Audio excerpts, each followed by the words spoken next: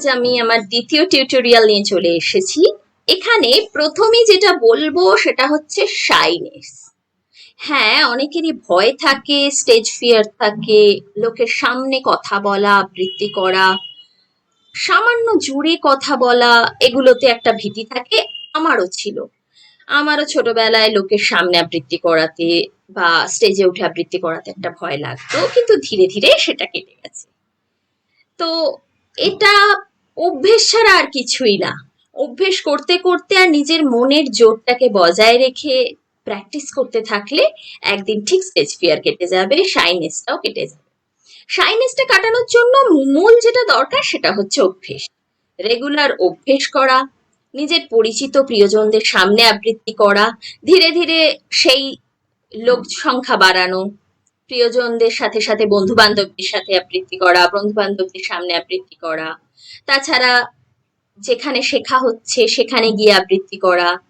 এরকম ভাবে ধীরে ধীরে নিজের আবৃত্তি করার অডিয়েন্সটাকে বৃদ্ধি করার মাধ্যমে আমরা শাইনেসটাকে কাটাতে পারি। বাচ্চাদের ক্ষেত্রে হয়তো এটা একটু বেশি সহজ হয়, কিন্তু বড়দের ক্ষেত্রে হয়তো একটু কঠিন হবে। যাদের স্টেজ ফিয়ারটা রয়েছে তাদের জন্য বেশি কঠিন হবে, কিন্তু এটা অভ্যেস করতে থাকলে একদিন ঠিক স্টেজ ফিয়ার বলুন বা আবৃত্তি করার যে শাইনেসটা সেটা কেটে যাবে। আবৃত্তি শুরু করার জন্য প্রথম যে জিনিসটা আমি নিয়ে এসেছি সেটা হচ্ছে প্রার্থনা। হ্যাঁ, কোনো কিছু শুরু করার আগে আমাদের প্রার্থনা করা দরকার। আমরা যখন স্কুলেও যেতাম তখনও আমরা শুরুতে প্রার্থনা করতাম, তারপরে ক্লাসে গিয়ে ক্লাস শুরু হতো। সেরকমই 3টে প্রার্থনা আমি নিয়ে চলে এসেছি। 2টো কবিতা কবিগুরু রবীন্দ্রনাথ ঠাকুরের এবং 1টি কাজী নজরুল ইসলামের। তো প্রথমটি আজকে বলছি, পরের 2টি আবার পরের 2টি ক্লাসে। তো প্রথমটি শুরু করা যাক। অন্তর মম বিকশিত করো, অন্তর তর হে, নির্মল করো, উজ্জ্বল করো, সুন্দর করো হে, জাগ্রত করো, উদ্যত করো, নির্ভয় করো হে, মঙ্গল করো, নিরলস নিঃসংশয় করো হে, অন্তর মম বিকশিত করো, অন্তর তর হে, যুক্ত করো হে সবার সঙ্গে, মুক্ত করো হে বন্ধ, সঞ্চার করো সকল কর্মে, শান্ত তোমার ছন্দ, চরণ পদ্মে মম চিত, নিস্পন্দিত করো হে, নন্দিত করো, নন্দিত করো, নন্দিত করো হে, অন্তর মম বিকশিত করো, অন্তর তর হে। তো এই প্রার্থনাটায় যেটা মূল কথা বলা হচ্ছে সেটা হচ্ছে অন্তর মম বিকশিত করো, আমার অন্তরকে বিকশিত করো। বিকশিত করা মানে প্রস্ফুটিত করা, বিকাশ করা মানে বৃদ্ধি করা। তো বিকশিত করো, যেহেতু তালবস্য, বিকশিত। তারপর বলছে নির্মল করো, নির্মল করতে বলছে, উজ্জ্বল করতে বলছে, উজ্জ্বল করো, সুন্দর করো হে, জাগ্রত করো, উদ্যত করো, নির্ভয় করো হে। প্রত্যেকটা শব্দ যেন ফিল করে একটা, যে শব্দটা যেটাকে বোঝাচ্ছে সেটা যাতে বোঝা যায় ভালোভাবে, সেইভাবে উচ্চারণ করতে হবে।